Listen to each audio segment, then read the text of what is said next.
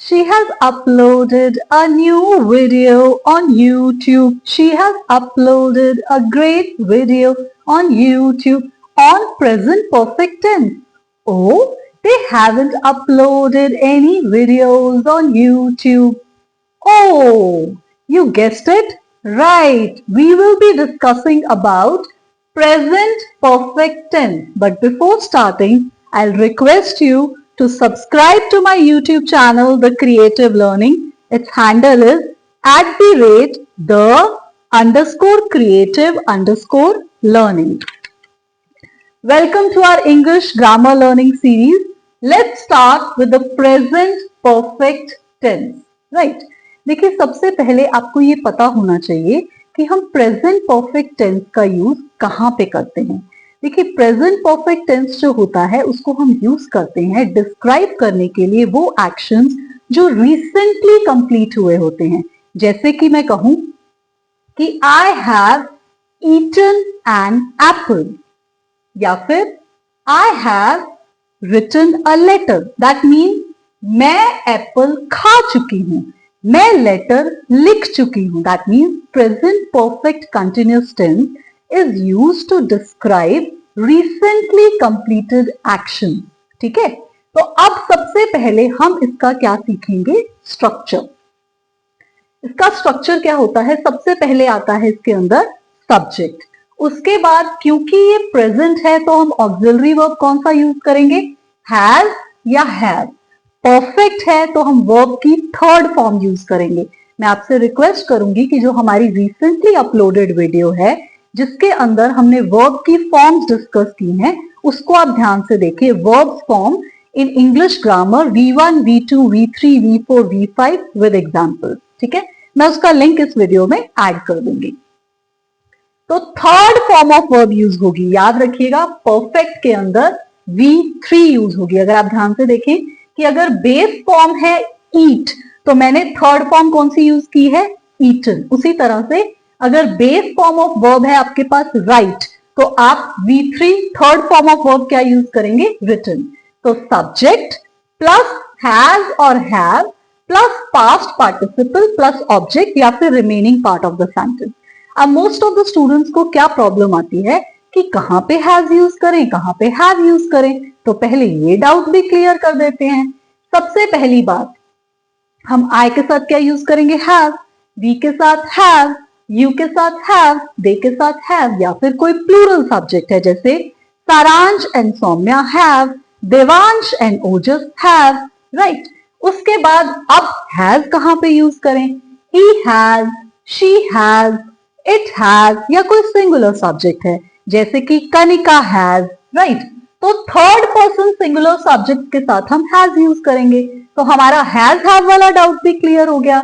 अब third form of verb आपको आनी चाहिए। ठीक है, अब सबसे पहले हम सीखते हैं कि अगर हमें एक पॉजिटिव सेंटेंस बनाना है जिसको हम एफर्मेटिव सेंटेंस कहते हैं उसका स्ट्रक्चर क्या होगा। उसमें क्या आएगा, सबसे पहले सब्जेक्ट प्लस आपको डिसाइड करना है कि हैज या हैव यूज करना है, वो मैं अभी आपको समझा चुकी हूँ। राइट, फिर उसके बाद वर्ब की थर्ड फॉर्म आएगी जिसको हम बोलते हैं पास्ट पार्टिसिपल प्लस ऑब्जेक्ट। जैसे कि अगर मैं कहना चाहती हूं कि मैंने एक वीडियो अपलोड की है यूट्यूब पे तो मैं इसको कैसे कहूंगी, आई के साथ क्या यूज करेंगे, हैव।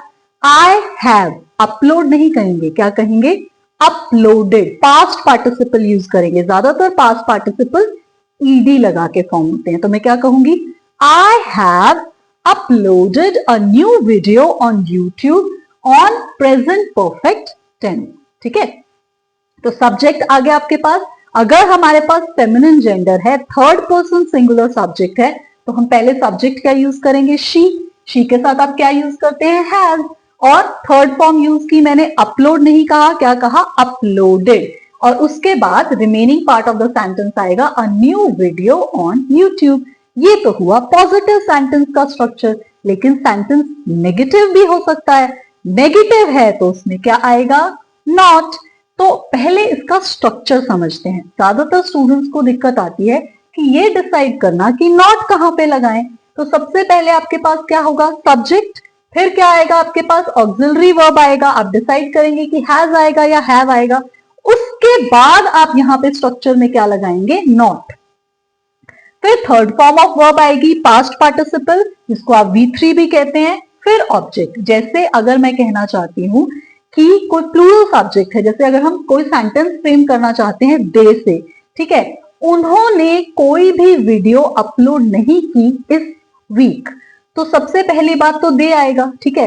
दे के साथ आप क्या लगाते हैं, हैव। मैंने बट क्या कहा कि उसके बाद आप नॉट लगाएंगे, लेकिन हम कॉन्ट्रैक्शंस यूज करते हैं तो हम हैव नॉट नहीं कहेंगे, हम क्या कहेंगे, हैवंट, राइट। उसके बाद हमारा जो बेस फॉर्म ऑफ वर्ब है वो है पोस्ट, हम पोस्ट यूज नहीं करेंगे, यहां पे हम third form of verb use करेंगे, क्या कहेंगे, पोस्टेड।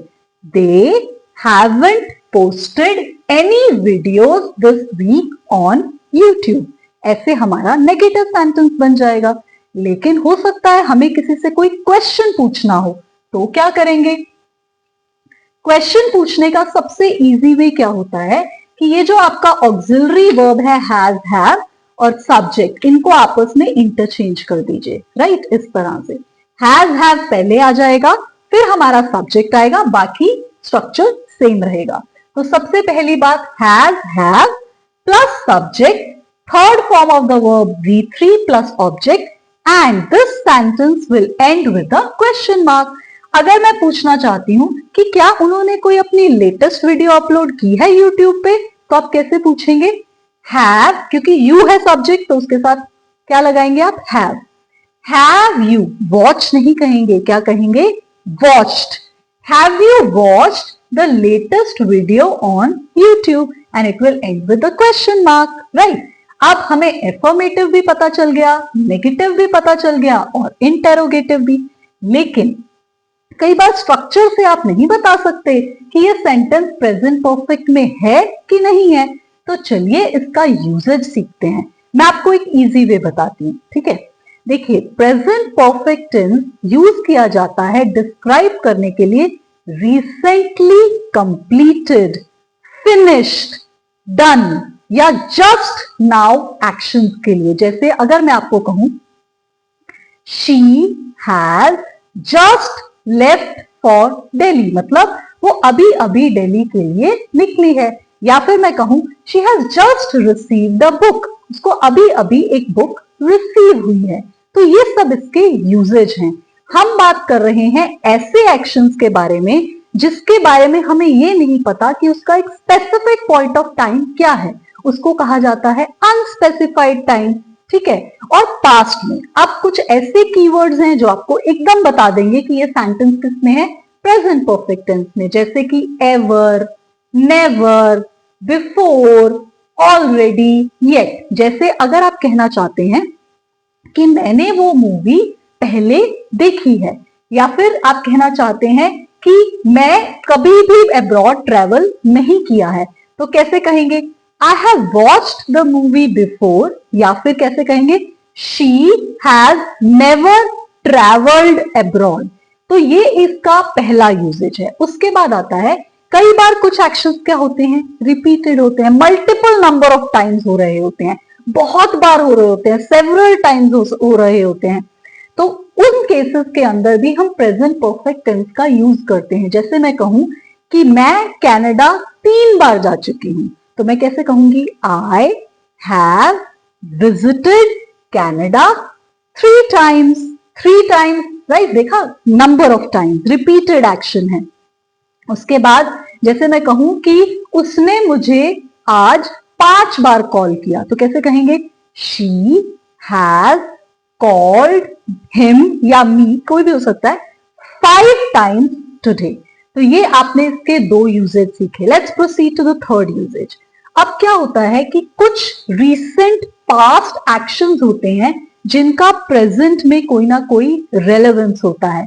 जैसे मैं कहूं कि she has just finished her homework, उसने अभी अभी अपना होमवर्क कंप्लीट किया है। या फिर I have already eaten lunch, मैं अपना खाना ऑलरेडी खा चुकी हूं। तो ये सब रीसेंट पास्ट एक्शंस हैं, लेकिन इनका प्रेजेंट में रेलेवेंस है। एक इंपॉर्टेंट बात यह है कि इसके अंदर हमने कौन से कीवर्ड्स यूज किए, जस्ट, ऑलरेडी, किसके लिए यूज किए? हमने यूज किए जो रीसेंट कंप्लीशन है, अभी अभी कंप्लीट हुआ है वो काम, तो उसके लिए हम प्रेजेंट परफेक्ट टेंस का यूज करते हैं। देखिए हमारी लाइफ में हम बहुत सारे एक्सपीरियंसेस गेन करते हैं, तो जो लाइफ के एक्सपीरियंसेस हम गेन करते हैं वो भी हम एक्सप्रेस करते हैं प्रेजेंट परफेक्ट टेंस के अंदर। जैसे अगर मैं कहूं कि वो एक फेमस पर्सनालिटी से मिला है, तो हम मीट नहीं कहेंगे, क्या कहेंगे? Met. He has met a famous personality. कोई भी हो सकता है, शाहरुख खान है, या आपका कोई फेवरेट सेलिब्रिटी है, विराट कोहली है, किसी से भी मिल सकते हैं आप, राइट?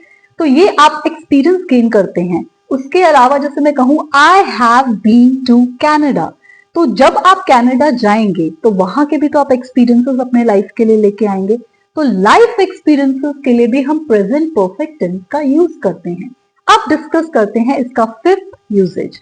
देखिए ये भी एक ऐसा टेंस है जो पास्ट और प्रेजेंट में कहीं ना कहीं कनेक्शन एस्टैब्लिश करता है, जैसे प्रेजेंट परफेक्ट कंटिन्यूअस टेंस करता है। तो जैसे अगर आप कोई भी एक्शन स्टार्ट होता है पास्ट में और कंटिन्यू रहता है इनटू द प्रेजेंट, तो उसके लिए भी हम प्रेजेंट परफेक्ट टेंस का यूज करते हैं। जैसे मैं कहूं she has worked here since 2010, मतलब पास्ट में 2010 से अभी तक वो काम कर रही है, राइट?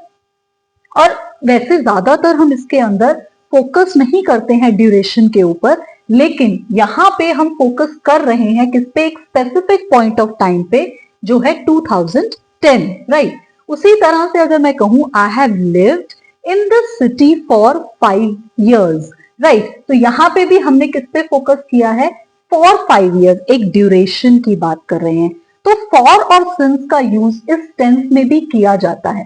फॉर हम यूज करते हैं ड्यूरेशन के लिए, हाउ लॉन्ग, और सिंस यूज करते हैं हम ये बताने के लिए कि स्टार्टिंग पॉइंट क्या है हमारे काम का, राइट? लेकिन बच्चों में एक कंफ्यूजन रह जाती है कि प्रेजेंट परफेक्ट और प्रेजेंट परफेक्ट कंटिन्यूअस टेंस में क्या फर्क है। तो हम अपनी नेक्स्ट वीडियो में यही डिस्कस करेंगे, present perfect versus present perfect continuous tense. I hope आपको ये वीडियो में सारी क्लैरिटी हो गई होगी प्रेजेंट परफेक्ट टेंस के स्ट्रक्चर के बारे में, एफर्मेटिव, नेगेटिव और इंटेरोगेटिव सेंटेंसेस के बारे में, और इसका क्या यूजेज है, right? Okay, bye, happy learning.